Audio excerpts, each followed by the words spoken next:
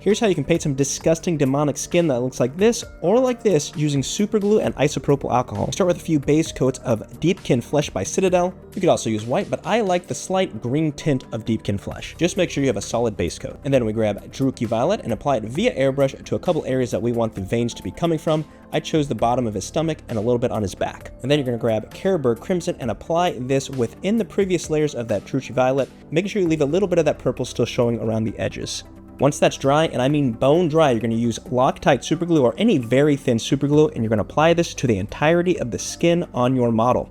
Try to limit your application to just the skin and make sure you don't get any moisture on the model while the glue is curing. And then you're going to return with that Carroburg Crimson and apply a very, very thin layer over the entirety of the skin, so thin it's almost imperceptible.